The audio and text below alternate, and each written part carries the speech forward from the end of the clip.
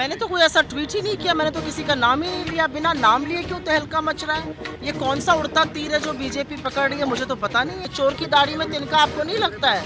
मैंने बिना किसी का नाम दिए 4 शब्द लिख दिए। उन 4 शब्दों से बीजेपी में हड़कंप मच जाता है। क्यों मच जाता है इसका मुझे तो अंदाजा नहीं है।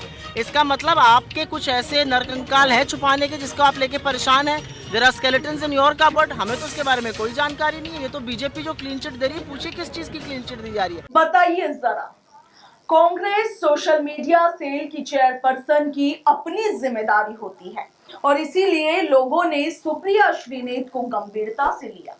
राजस्थान आगमन पर मीडिया का अच्छा खासा जमावड़ा लगा क्योंकि राजस्थान आने से 2 दिन पहले ही सुप्रिया श्रीनेत ने राजस्थान की राजनीति में भूचाल लाने वाले कुछ शब्दों के ट्वीट किए थे। उम्मीद थी कि वो जयपुर आएगी तो सबूतों के साथ बात होगी, सरकार के कथित मंत्री को घेरा जाएगा, मगर सोशल मीडिया की ट्रोल आर्मी से निपटते निपटते मानो सुप्रिया खुद ही ट्रोलर्स आर्मी की सदस्य बन गई। इस तरह के ओहदों की कुछ जिम्मेदारियां होती है। जब मीडिया ने वाजिब सवाल पूछे तो देखिए कैसे बात को गोलमोल करने में सुप्रिया श्रीनेत लग गई। भाजपा उड़ता तीर क्यों पकड़ रही है? किस चीज का स्पष्टीकरण दे रही है? मैं किसी का नाम नहीं लेती हूँ। भारतीय जनता पार्टी क्यों उसमें कूद पड़ रही है? चोर की दाढ़ी में तिनका है तभी तो बोल रहे हैं। बिना किसी का नाम दिए आप स्पष्टीकरण देने लगी है। मैं तो दिल्ली के उस होटल के सामने से रोज अपने ऑफिस जाती हूँ। वो होटल दिखा, दिल्ली में रहती हूँ, बीजेपी की कुरीतियों को उजागर करती हूँ।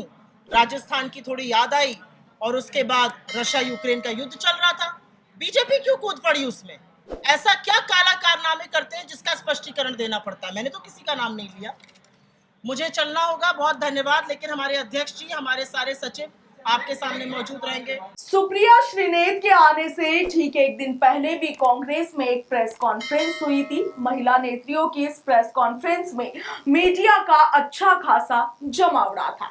राजस्थान में लोगों को लगा कि संभवतः सुप्रिया श्रीनेत राजस्थान आएंगी तो बड़ा खुलासा करेंगी, क्योंकि जिस तरह से उन्होंने सोशल मीडिया एक्स पर अपनी बात लिखी थी उससे ये संकेत साफ थे, मगर ऐसा हुआ नहीं। हालात ये हो गई कि राई का पहाड़ बनाने की कोशिश में कांग्रेस के नेताओं ने अपना कद इतना बौना कर लिया कि सुप्रिया श्रीनेत जिस बैठक में आई थी उसकी औपचारिकता निभाकर सीधे एयरपोर्ट का रुख कर गई ताकि मीडिया उनसे इस बारे में ज्यादा सवाल ना कर सके। ये उस राज्य में है जहां कांग्रेस अभी विपक्ष में है।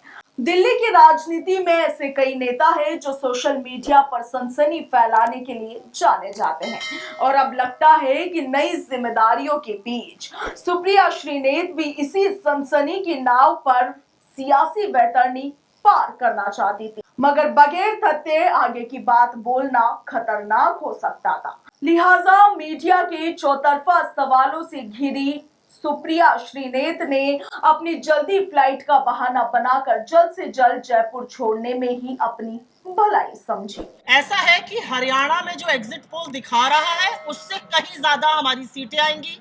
जम्मू कश्मीर में हम स्पष्ट बहुमत की सरकार बनाएंगे और दोनों जगहों ने नरेंद्र मोदी को नकार दिया है। चुनाव उनके चेहरे पे लड़ा गया था, कोई उनकी बातें और जुमले अब सुनने में इंटरेस्टेड नहीं है। राजस्थान हो या हरियाणा हो या जम्मू कश्मीर हो, राजनीति महत्वाकांक्षाओं का नाम है।